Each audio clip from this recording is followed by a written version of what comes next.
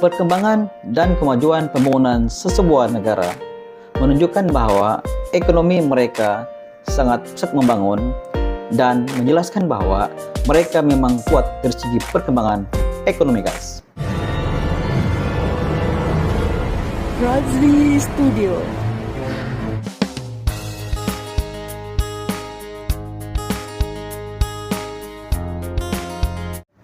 Assalamualaikum warahmatullahi wabarakatuh. Kembali lagi bersama Razli Studio. Bagi Anda yang baru pertama kali hadir di channel ini, saya ucapkan selamat datang, welcome to my YouTube channel. Selamat bergabung di channel ini.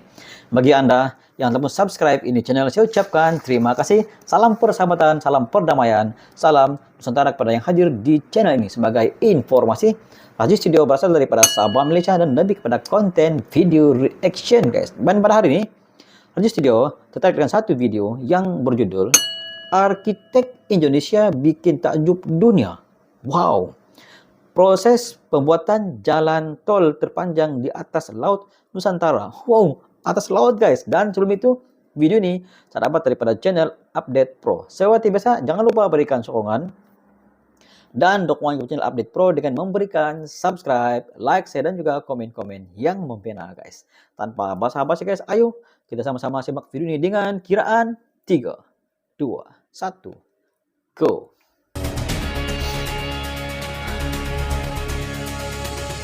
Oh my god.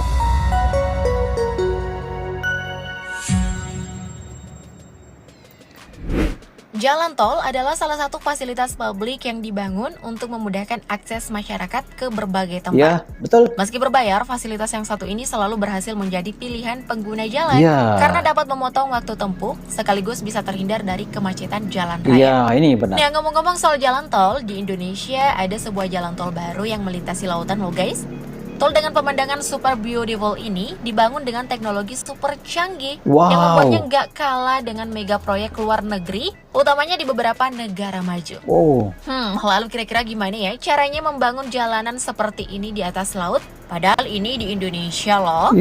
Nah, buat menjawab segudang pertanyaan di kepala kalian, pas banget nih.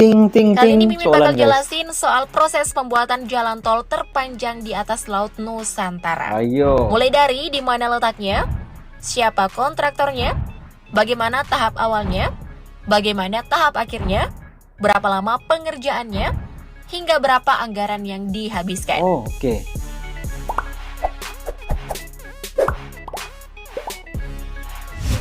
Yang pertama, mari kita kenalan dulu ya guys dengan tol lintas laut yang super mega ini. Super mega. Namanya adalah Tol Bali Mandara. Yang mana Mandara merupakan singkatan dari Maju, Aman, Damai, dan Sejahtera. Seperti tujuan dibangunnya jalan tol ini. Dengan panjang 12,7 km, tol di atas air ini menghubungkan 3 wilayah penting di Bali yang disebut dengan segitiga emas, yakni Ngurah Rai, Benoa, dan Nusa Dua. Dengan demikian, akses dari wilayah utara ke wilayah selatan Bali yang biasanya hanya bisa diakses pada jalan bypass di Gusti Ngurah Rai, kini sudah ada opsi jalan tambahannya. Tak hanya menawarkan fasilitas perjalanan yang sangat memudahkan, Tol Bali Mandara ini juga menyuguhkan panorama sangat indah yang mengarah ke laut dan pesisir pantai di sekitarnya. Apalagi ketika berkendara di jam-jam matahari terbenam, mata kalian bakal disuguhkan keindahan sunset dan golden hour berlatar birunya air laut. Udah bisa ala-ala drama Korea nih guys, berkendara di atas jembatan Sungai Han. Lalu dengan hasil sebagus dan sekeren ini, kalian tentu penasaran kan siapa kontraktor atau penggarapnya? Dibangun dengan konstruksi dan desain yang keren, kalian pasti nggak nyangka kan? Kalau mega proyek Bali yang satu ini 100% merupakan karya anak bangsa. Awalnya proyek ini digarap oleh PT Jasa Marga Persero Tbk yang bekerja sama dengan PT Pelindo 3 Persero, PT Angkasa Pura 1 Persero, dan PT Pengembangan Pariwisata Bali Persero. Keempat perusahaan ini bekerja sama secara patungan untuk pembangunan Tol Bali Mandara. Tak lama kemudian turut bergabung berbagai kontraktor terkemuka tanah air, mulai dari PT Wijaya Karya Persero Tbk, PT Adikarya Persero Tbk, dan PT Hutama Karya Persero. Ketujuh perusahaan BUMN inilah yang kemudian bekerja sama dan membuat perjanjian perusahaan patungan yang diberi nama PT Jasa Marga Bali Tol. Nah, perusahaan baru inilah yang memegang penuh kendali pengerjaan Tol Bali Mandara, mulai dari perencanaan, pembangunan, hingga pengelolaan. Nah, selesai bahas penggarap alias kontraktornya, selanjutnya kita beralih ke pembangunan tahap awal. Untuk pembangunan tol Bali Mandara sendiri sebenarnya dibagi dalam beberapa paket pengerjaan yang dikerjakan secara bersamaan dan paralel. Hanya saja kontraktor untuk setiap paketnya yang berbeda-beda. Nah, sebelum dilakukan pembangunan tahap awal, juga terlebih dahulu dilakukan persiapan dan perencanaan berupa pengaturan tata letak fasilitas dan sarana proyek yang akan digunakan. Setelah itu pembangunan tahap awal tol Bali Mandara dimulai dengan pemasangan tiang pancang yang nantinya akan menjadi penyangga atau penopang jalan tol yang lebih cocok disebut jembatan ini. Adapun spesifikasi tiang pancang yang digunakan yakni setinggi 12 meter yang kemudian ditancapkan di titik-titik dasar laut yang telah ditentukan dengan kedalaman mulai dari 2 hingga 4 meter. Kemudian tiang pancang ini akan dipotong sesuai dengan ukuran atau elevasi yang juga telah ditentukan sebelumnya. Bayangkan nih guys, untuk tol atas laut sepanjang 12,7 km ini digunakan sebanyak 14.000 lebih tiang pancang yang didatangkan langsung dari Surabaya menggunakan jalur darat. Setelah pemasangan seluruh tiang pancang, maka yang selanjutnya dilakukan adalah pengecekan kekuatan tiang pancang, apakah mampu menahan beban yang akan diberikan atau tidak. Selanjutnya, tiang pancang ini akan diberi penghubung yang nantinya akan menjadi lantai jalan tol. Untuk menguatkan konstruksi, penghubung tiang pancang ini juga diberi campuran semen dan batu bara agar strukturnya menjadi lebih rapat dan awet. Dengan struktur yang rapat, air laut tidak akan meresap ke dalam beton dan dapat mencegah korosi atau karat. Nah, setelah pembangunan tahap awal tol di atas laut ini rampung dikerjakan, selanjutnya kita beralih ke pembangunan tahap akhirnya. Pada bagian tahap akhir pembangunan jalan tolnya, lantai jalan yang sudah dirapatkan tadi selanjutnya akan dilakukan pengaspalan. Adapun material yang digunakan dalam tahap pengaspalan ini berasal dari Bali sendiri. Sedangkan untuk bahan baku aspalnya berjumlah lebih dari 50.000 ton didatangkan langsung dari Surabaya. Bali, untuk prosesnya Surabaya. sendiri, ya hampir mirip dengan pengaspalan jalan yang sering kita jumpai pada umumnya. Mulai dari menghamparkan material yang terdiri dari pecahan batu dan pasir, yang kemudian diratakan dan diberi cairan aspal agar mengeras. Nah, sampai di sini bisa dibilang kalau jalan tol yang dibangun ini sudah sepenuhnya terbangun. Hanya saja ada bagian paling penting yang menandakan bahwa jalan ini merupakan jalan tol. Kira-kira bagian apakah itu? Yap, gerbang tol. Ini setelah gerbang penyelesaian tol. jalan tol rampung secara keseluruhan, yang terakhir dikerjakan adalah bagian gerbang tol yang terdiri dari 3 gerbang, yakni gerbang Nusa Dua, gerbang Ngurah Rai, dan gerbang Benoa. Ketiga gerbang tol ini dibangun dengan sistem yang sangat canggih, tetapi tetap menggunakan desain ala Bali. Gimana guys menurut kalian? Di atas laut dan disuguhi bangunan gerbang secantik ini tentu bikin perjalanan semakin menyenangkan, bukan? Nah, dengan proses pembangunan yang sangat panjang ini, kira-kira berapa lama para kontraktor membangunnya? Meski memiliki konstruksi bangunan super besar dan megah, kalian pasti nggak nyangka nih guys. Kalau ternyata tol Bali Mandara yang membentang sepanjang 12 km plus ini dibangun dalam jangka waktu yang singkat, yakni 18 bulan saja. 18 bulan. Jalan tol ini mulai dibangun sejak bulan Maret tahun 2012 lalu, kemudian diselesaikan pada bulan Oktober tahun 2013. Namun sebelum rampung secara keseluruhan di bulan Oktober, jalan tol ini sudah diresmikan terlebih dahulu pada tanggal 23 September 2020 oleh Presiden Susilo Bambang Yudhoyono. Jalan tol ini pun menjadi salah satu rute yang dilalui oleh beberapa pimpinan negara lain yang pada saat itu sedang mengikuti KTT APEC. Wah, sebuah kebanggaan tersendiri bukan bagi warga Indonesia, khususnya Bali? Lalu dengan waktu pengerjaan yang kurang dari 2 tahun ini, kira-kira berapa biaya yang dihabiskan? Dilansir dari laman Tranesia.com, tol Bali Mandara yang dibangun di atas laut milik Indonesia ini merupakan salah satu jalan tol dengan biaya konstruksi super mahal. Untuk tol yang menghubungkan segitiga emas di Bali ini disebut-sebut menghabiskan dana sebesar 14,1 triliun rupiah.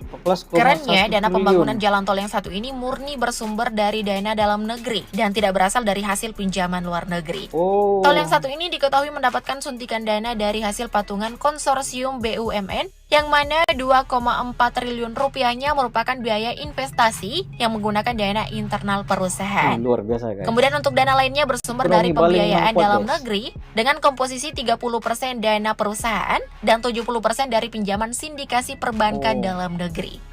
Oh ya, dalam proyek besar ini pemerintah Provinsi Bali dan pemerintah Kabupaten Badung juga turut bergabung sebagai pemegang saham. Di sini. Ya, meski masih menggunakan pinjaman dalam negeri, tapi setidaknya mega proyek satu ini tidak menjadi salah satu penimbun utang negara di luar negeri. Iya kan guys? Iya, betul. Soalnya ada banyak loh jalan tol yang mendapat suntikan dana dari bank luar negeri dan secara otomatis bakal mempertebal pundi-pundi utang Indonesia.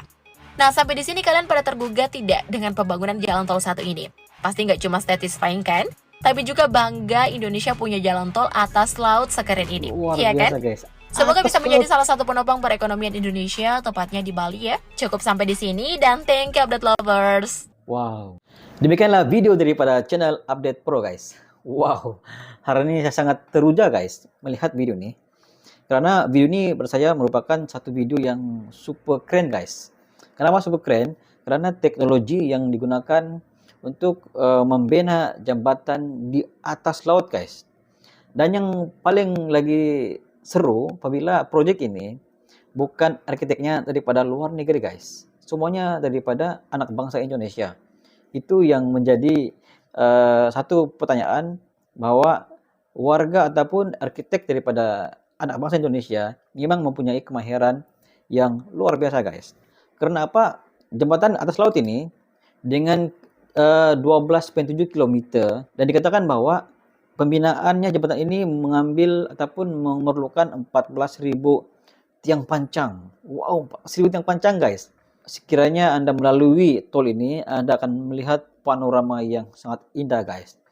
Sunsetnya guys, sunrise-nya melalui jembatan ini guys. Pada saya, perkara yang paling unik dalam pembinaan jembatan ini, dia tidak mengambil masa yang panjang guys. Dia hanya mengambil masa selama 18 bulan untuk siap.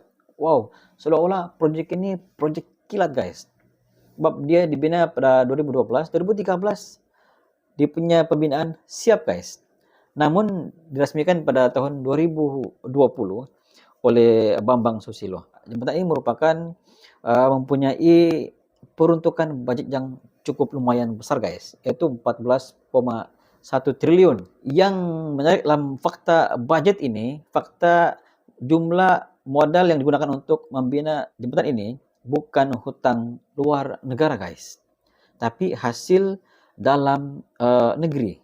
Itu yang menjadikan bahwa Bali memang sebuah tempat di Indonesia yang mempunyai ekonominya yang begitu bagus guys.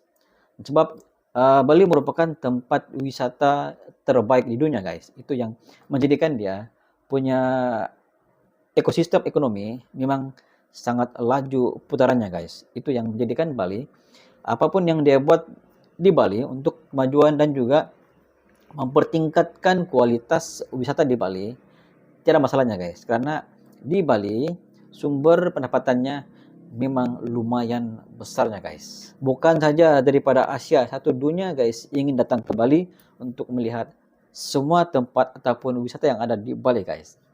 Saya sendiri pun ingin ke sana guys. Apa katanya? Di Bali merupakan antara tempat-tempat yang semua orang akan sebut. Kalau ke Indonesia, mana kamu mau pergi? Semua orang jawab pasti mau ke Bali. Tapi untuk ke Bali, pastikan Anda mempunyai pulus yang banyak guys. Karena di sana banyak tempat yang Anda perlu terukai guys. Anda perlu lihat. Dan di sana pelbagai ada. Kuliner ada, lautnya ada, gunungnya ada. Semua ada di Bali guys. Yang paling utama di Bali, Anda akan melihat budaya di sana, tradisional di sana, tariannya, semua yang super power guys. Itu sedikit sebanyak pandangan daripada Rajli Studio. Sekiranya Anda mempunyai pandangan sendiri terkait dengan video ini, Anda boleh komen di bawah guys. Sekian, jumpa lagi di next video. Assalamualaikum. Bye-bye.